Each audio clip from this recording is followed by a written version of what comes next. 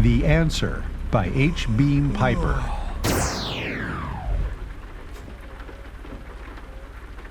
For a moment after the screen door snapped and wakened him, Lee Richardson sat breathless and motionless, his eyes still closed, trying desperately to cling to the dream and print it upon his conscious memory before it faded. "Are you there, Lee?" he heard Alexis Petov's voice. "Yes, I'm here. What time is it?" he asked, and then added, "I fell asleep. I was dreaming." It was all right. He was going to be able to remember.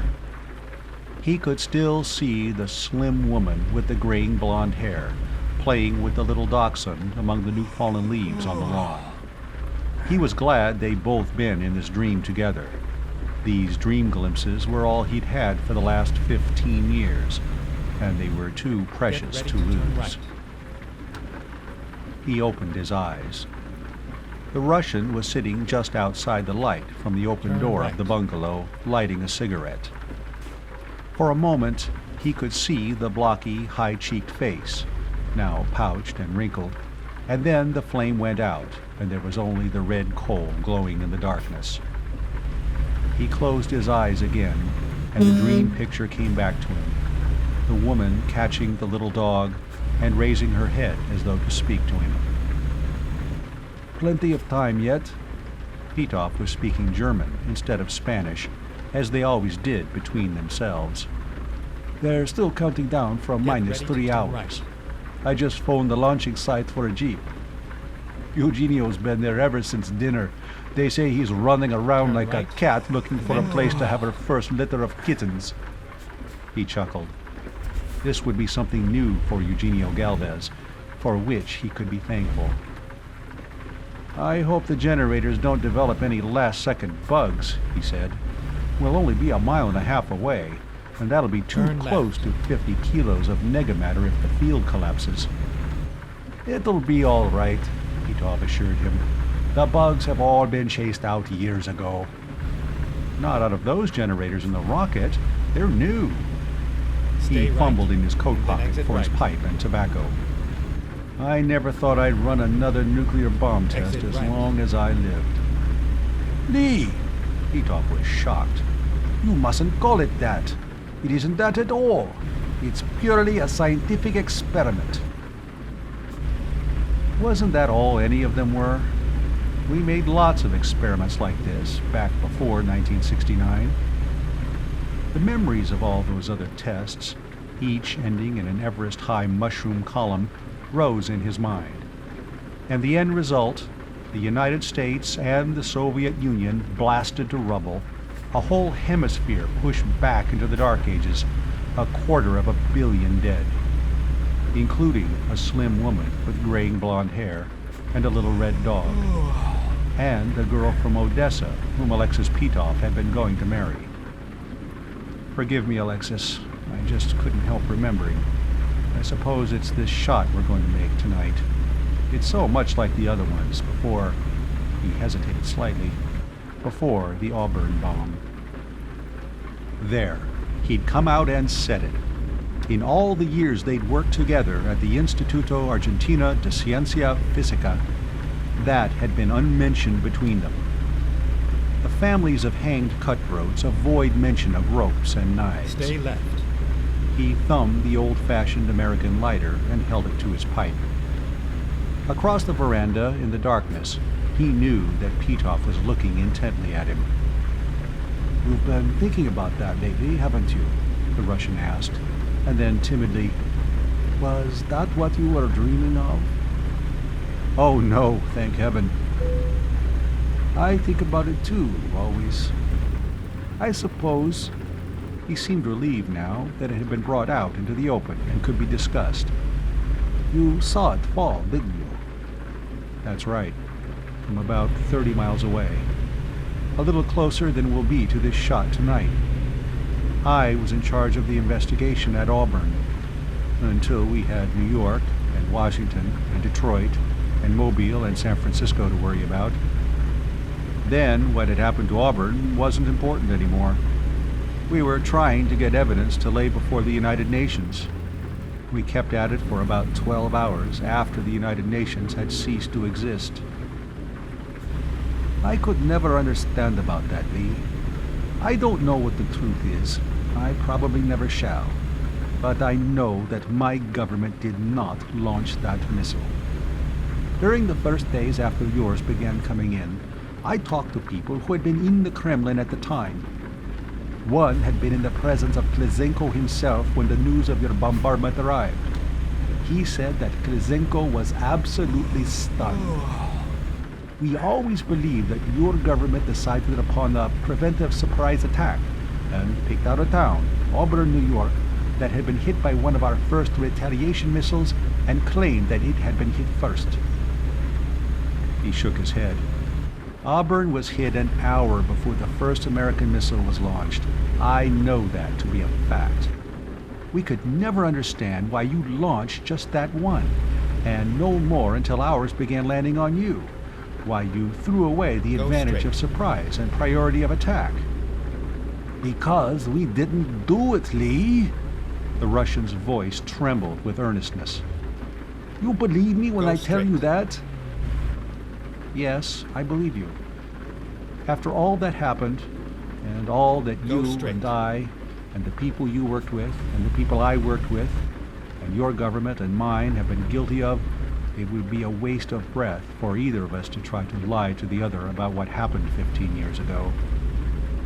He drew slowly on his pipe. But who launched it then? It had to be launched by somebody. Don't you think I've been tormenting myself with that question for the last 15 years? Petov demanded. You know, there were people inside the Soviet Union, not many, and they kept themselves well hidden, who were dedicated to the overthrow of the Soviet regime. They, or some of them, might have thought that the devastation of both our countries and the obliteration of civilization in the Northern Hemisphere would be a cheap price to pay for the ending of the rule of the Communist Party. Could they have built an ICBM with a thermonuclear warhead in secret? He asked. There were also fanatical nationalist groups in Europe, both sides of the Iron Curtain, who might have thought our mutual destruction would be worth the risks involved. There was China and India. If your country and mine wiped each other out, they could go back to the old ways and the old traditions. Or Japan, or the Muslim states. In the end, they all went down with us. But what criminal ever expects to fall? We have too many suspects, and the trail's too cold, Alexis. That rocket wouldn't have had to have been launched anywhere in the Northern Hemisphere. For instance, our friends here in the Argentine have been doing very well by themselves since El Coloso del Norte went down. And there were the Australians, picking themselves up bargains in real estate in the East Indies at gunpoint. And there were the Boers, trekking north again, in tanks instead of ox wagons. And Brazil, with a not too implausible pretender to the Braganza throne, calling itself the Portuguese Empire and looking eastward. And to complete the picture, here were Professor Dr. Lee Richardson and Comrade Professor Alexis Petrovich Petov getting ready to test a missile with a matter annihilation warhead. No, this thing just wasn't a weapon. A jeep came around the corner, lighting the dark roadway between the bungalows, its radio on and counting down. 22 minutes. 21:59, 58, 57. It came to a stop in front of their bungalow at exactly -2 hours, 21 minutes, 54 seconds. The driver called out in Spanish. Dr. Richardson, Dr. Petov, are you ready? Yes, ready. We're coming. They both got to their feet, Richardson pulling himself up reluctantly. The older you get, the harder it is to leave a comfortable chair. He settled himself beside his colleague and former enemy, and the jeep started again, rolling between the buildings of the living quarters area and out onto the long, straight road across the pampas toward the distant blaze of electric lights. He wondered why he had been thinking so much lately about the Auburn bomb. He'd questioned, at times, indignantly of course, whether Russia had launched it. But it wasn't until tonight, until he had heard what Petoff had to say, that he seriously doubted it. Petoff wouldn't lie about it, and Petoff would have been in position to have known the truth, if the missile had been launched from Russia. Then he stopped thinking about what was water, or blood, go straight, a long time over the stay dam. left.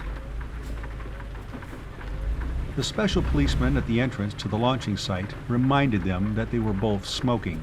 Stay left. When they extinguished, then turn respectively, their cigarette and pipe, he waved the jeep on and went back Turn to his left. argument with a carload of tourists who wanted to get a good view of the launching.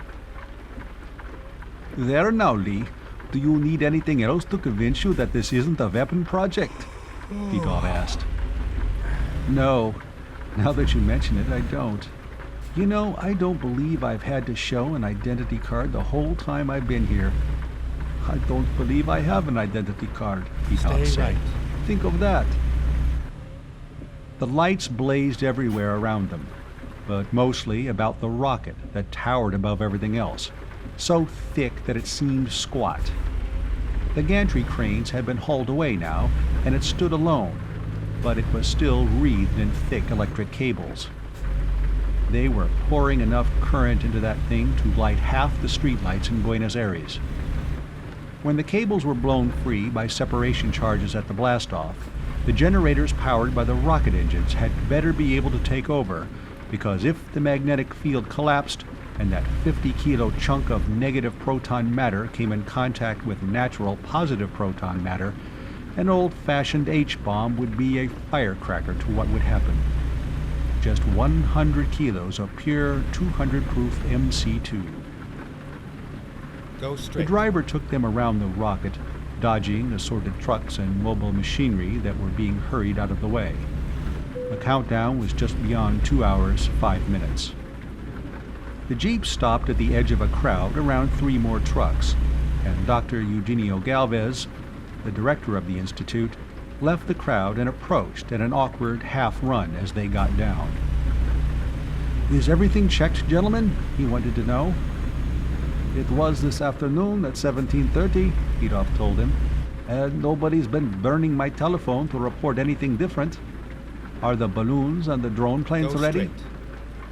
The Air Force just finished checking. They're ready. Captain Urquiola flew one of the planes over the course and made a guidance tape.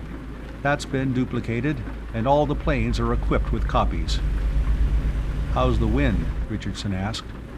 Still steady. Go straight. We won't have any trouble about fallout or with the balloons. Then we better get back to the bunker and make sure everybody there is on the job. The loudspeaker was counting down to 2 hours, 1 minute. Could you spare a few minutes to talk to the press? Eugenio Galvez asked. And perhaps say a few words for telecast? This last is most important. We can't explain too many times the purpose of this experiment. There is still much hostility, arising from fear that we are testing a nuclear weapon. The press and telecast services were well represented. There were close to 100 correspondents from all over South America, from South Africa and Australia, even one from Ceylon. They had 3 trucks with mobile telecast pickups, and when they saw who was approaching, they released the 2 rocketry experts they had been quizzing and pounced on the new victims. Was there any possibility that negative proton matter might be used as a weapon? Anything can be used as a weapon. You could stab a man to death with that lead pencil you're using, Petoff replied. But I doubt if negamatter will ever be so used. We're certainly not working on weapons design here. We started 6 years ago with the ability to produce negative protons, reverse spin neutrons, and positrons, and the theoretical possibility of assembling them into negamatter. We have just gotten a 50-kilogram mass of nega-iron assembled. In those 6 years, we had to invent all our techniques and design all our equipment. If we'd been insane enough to want to build a nuclear weapon after what we went through up north, we could have done so from memory and designed a better, which is to say a worse, one from memory in a few days. Yes, and building a negamatter bomb for military purposes would be like digging a 50-foot shaft to get a rock to bash somebody's head in, when you could do the job better with the shovel you were digging with, Richardson added. The time, money, energy, and work we put in on this thing would be ample to construct 20 thermonuclear bombs, and that's only a small part of it. He went on to tell them about the magnetic bottle inside the rocket's warhead, mentioning how much electric current was needed to keep up the magnetic field that insulated the negamatter from contact with posimatter. Then what was the purpose of this experiment, Dr. Richardson? Oh, we were just trying to find out a few basic facts about natural structure. Long ago, it was realized that the nucleonic particles, protons, neutrons, mesons, and so forth, must have structure of their own. Since we started constructing negative proton matter, we found out a few things about nucleonic structure, some rather odd things, including fractions of Planck's constant. A couple of the correspondents, a man from La Prensa and an Australian, whistled softly. The others looked blank. Petov took over. You see, gentlemen, most of what we learned from putting negamatter atoms together. We annihilated a few of them. Over there, in that little concrete building, we have one of the most massive steel vaults in the world where we do that. But we assembled millions of them for every one we annihilated, and that chunk of nega-iron inside the magnetic bottle kept growing. And when you have a piece of negamatter you don't want, you can't just throw it out on the scrap pile. Then exit right. We might have rocketed it into escape velocity and let it blow up in space, away from the moon or any of the artificial satellites, but why waste it? So we're going to have the rocket ejected, and when it falls, we can see by our telemetered instruments just what happens. Well, won't it be annihilated by contact with atmosphere? Somebody asked. That's one of the things we want to find out, Petov said. We estimate about 20% lost from contact with atmosphere, but the mass that actually lands on the target area should be about 40 kilos. It should be something of a spectacle coming down. You say you had to assemble it after creating the negative protons and neutrons and the positrons. Doesn't any of this sort of matter exist in nature? The man who asked that knew better himself. He just wanted the answer on the record. Oh no, not on this planet, and probably not in the galaxy. There may be whole galaxies composed of nothing but negamatter. There may even be isolated stars and planetary systems inside our galaxy composed of negamatter, though I think that very improbable. But when negamatter and posimatter come into contact with one another, the result is immediate mutual annihilation. They managed to get away from the press and returned as far as the bunkers, a mile and a half away. Before they went inside, Richardson glanced up at the sky, fixing the location of a few of the more conspicuous stars in his mind. There were almost 100 men and women inside, each at his or her instruments, view screens, radar indicators, detection instruments of a dozen kinds. The reporters and telecast people arrived shortly afterward, and Eugenio Galvez took them in tow. While Richardson and Petov were making their last-minute rounds, the countdown progressed past -1 hour, and at -20 minutes, all the overhead lights went off and the small instrument operator's lights came on. Petov turned on a couple of view screens, one from a pickup on the roof of the bunker and another from the launching pad. They sat down side by side and waited. Richardson got his pipe out and began loading it. The loudspeaker was saying, -2 minutes, 1:59, 58, 57. He let his mind drift away from the test, back to the world that had been smashed around his ears in the autumn of 1969. He was doing that so often now, when he should be thinking about 2 seconds, 1 second, firing. It was a second later that his eyes focused on the left-hand view screen. Red and yellow flames were gushing out at the bottom of the rocket, and it was beginning to tremble. Then the upper jets, the ones that furnished power for the generators, began firing. He looked anxiously at the meters. The generators were building up power. Finally, when he was sure that the rocket would be blasting off anyhow, the separator charges fired and the heavy cables fell away. An instant later, the big missile started inching upward, gaining speed by the second, first slowly and jerkily, and then more rapidly until it passed out of the field of the pickup. He watched the rising spout of fire from the other screen until it passed from sight. By that time, Pitoff had twisted a dial and gotten another view on the left-hand screen, this time from close to the target. That camera was radar-controlled. It had fastened onto the approaching missile, which was still invisible. The stars swung slowly across the screen until Richardson recognized the ones he had spotted at the zenith. In a moment now, the rocket, 100 miles overhead, would be nosing down, and then the warhead would open, and the magnetic field inside would alter, and the mass of negamatter would be ejected. The stars were blotted out by a sudden glow of light.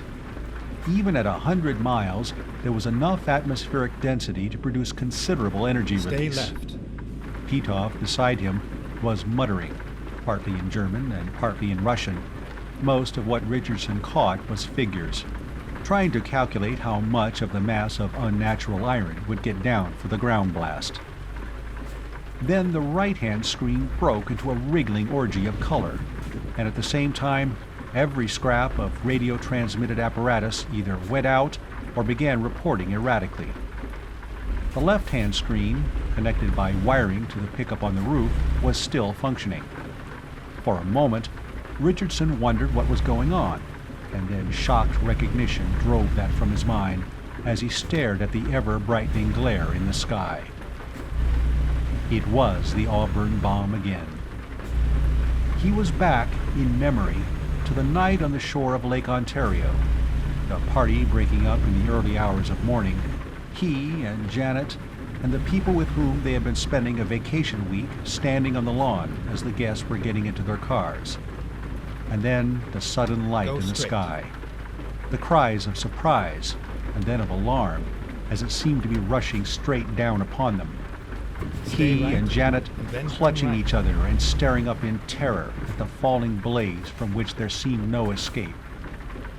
Then relief as it curved away from them and fell to the south. And then the explosion, lighting the whole southern sky. There was a similar explosion in the screen when the mass of nega iron landed, a sheet of pure white light, so bright and so quick as to almost pass the limit of visibility. And then a moment's darkness that was in his stunned eyes more than in the screen, and then the rising glow of updrawn incandescent dust. Before the sound waves had reached them, he had been legging it into the house. The television had been on, and it had been acting as insanely as the screen on his right now. He had called the state police, the telephones had been working all right, and told them who he was, and they had told him to stay put, and they sent a car for him. They did, within minutes. Janet and his host and hostess had waited with him on the lawn until it came, and after he had gotten into it, he had turned around and looked back through the rear window, and seen Janet standing under the front light, holding the little dog in her arms, flopping one of its silly little paws up and down with her hand to wave goodbye to him. He had seen her and the dog like that every day of his life for the last 15 years. Go straight. What kind of radiation are you getting? He could hear Alexis Pitoff asking into a phone. What? Nothing else? Oh yes, of course. But mostly cosmic. That shouldn't last long. He turned from the phone. A devil's own dose of cosmic and some gamma. It was the cosmic radiation that put the radios and telescreens out. That's why I insisted that the drone planes be independent of radio control. They always got cosmic radiation from the micro-annihilations in the test vault. Well, Now they had an idea of what produced natural cosmic rays. There must be quite a bit of negamatter and posimatter going into mutual annihilation and total energy release through the universe. Of course, there were no detectors set up in advance around Auburn, he said. We didn't really begin to find anything out for an hour. By that time, the cosmic radiation was over, and we weren't getting anything but gamma. What has Auburn to do? The Russian stopped short. You think this was the same thing? He gave it a moment's consideration. Lee, you're crazy. There wasn't an atom of artificial negamatter in the world in 1969. Nobody had made any before us. We gave each other some scientific surprises then, but nobody surprised both of us. You and I, between us, knew everything that was going on in nuclear physics in the world. And you know as well as I do. A voice came out of the public address speaker. Some of the radio equipment around the target area that wasn't knocked out by blast is beginning to function again. There is an increasingly heavy gamma radiation, but no more cosmic rays. They were all prompt radiation from the annihilation. The gamma is secondary effect. Wait a moment. Captain Urquiola of the Air Force says that the first drone plane is about to take off. It had been 2 hours after the blast that the first drones had gone over what had been Auburn, New York. He was trying to remember as exactly as possible what had been learned from them. Gamma radiation, a great deal of gamma, but it didn't last long. It had been almost down to a safe level by the time the investigation had been called off, and 2 months after there had been no more missiles, and no way of producing more, and no targets to send them against if they'd had them, rather, he had been back at Auburn on his hopeless quest, and there had been almost no trace of radiation. Nothing but a wide, shallow crater, almost 200 feet in diameter and only 15 at its deepest, already full of water, and a circle of flattened and scattered rubble for a mile and a half all around it.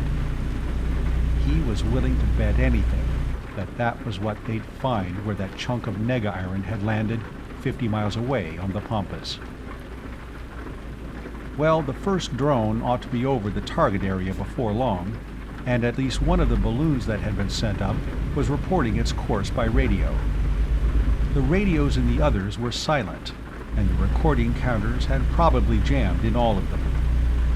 There'd be something of interest when the first drone came back. He dragged his mind back to the present, and went to work with Alexis Petov.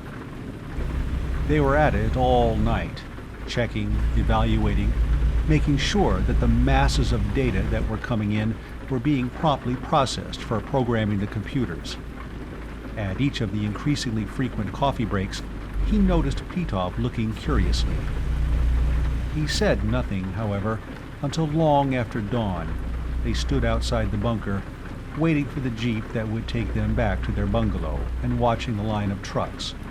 Argentine Army engineers, locally hired laborers, load after load of prefab huts and equipment, going down toward the target area, where they would be working for the next week. Lee, were you serious? Petov asked.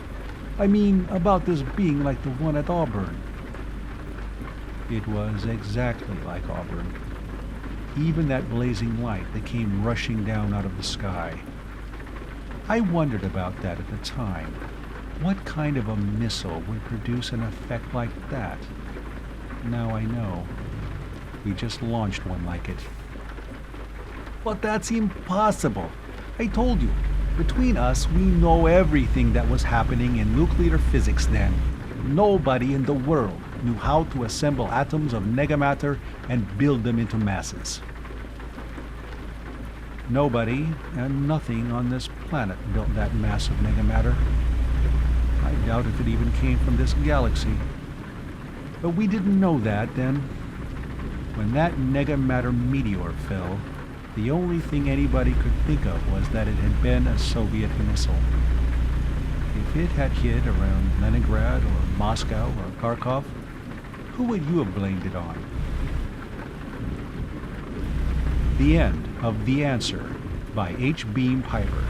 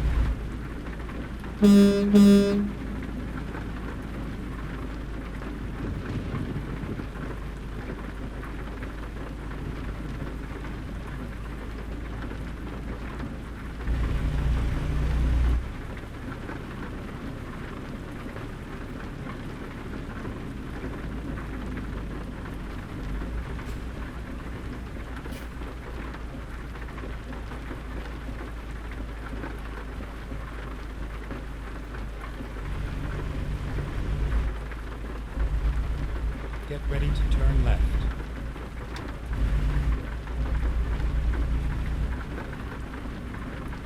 Turn left.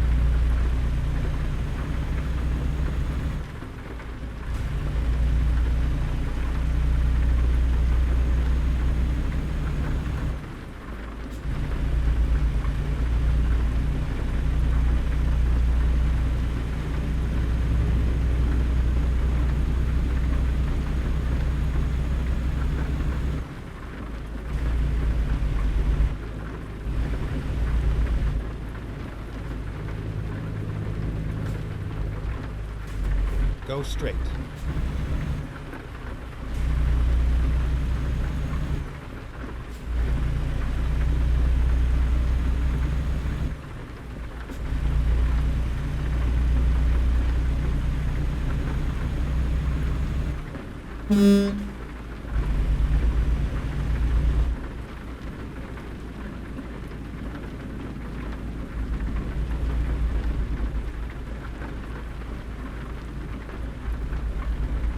Go straight.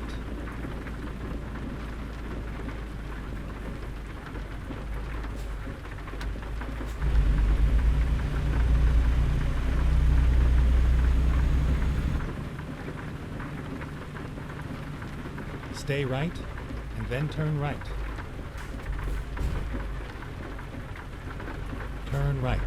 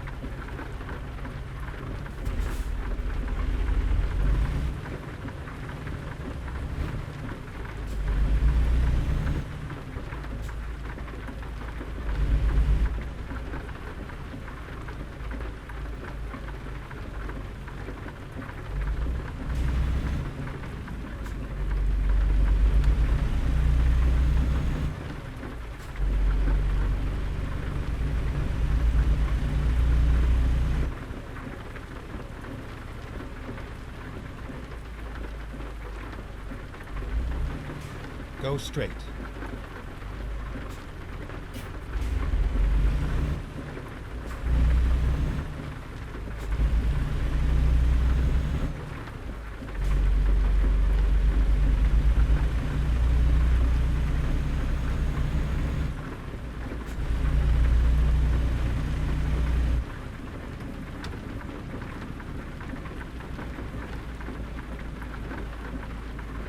Stay left, and then turn left.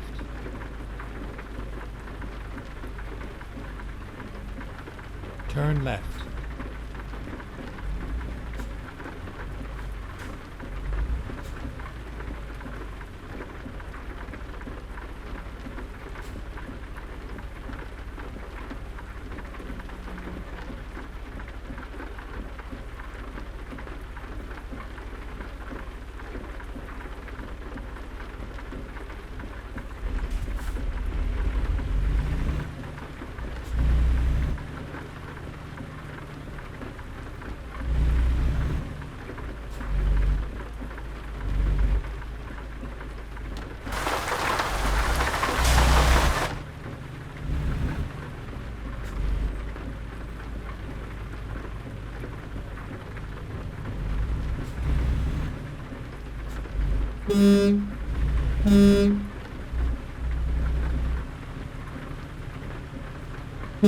Stay right.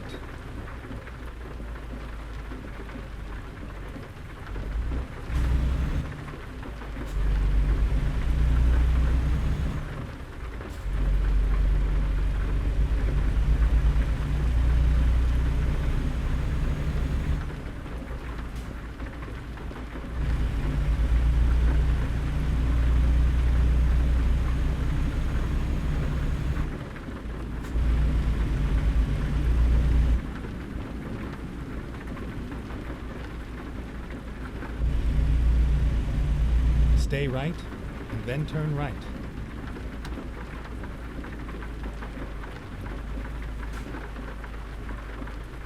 Turn right.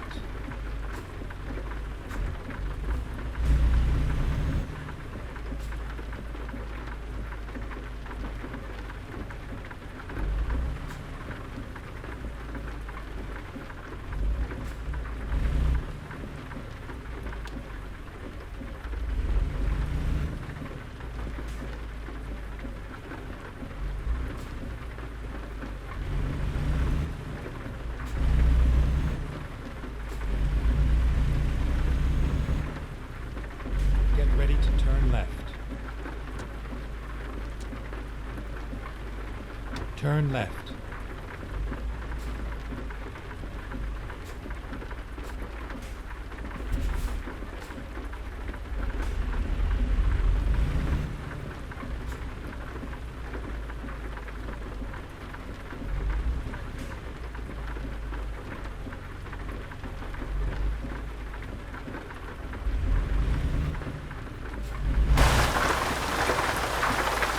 Turn right.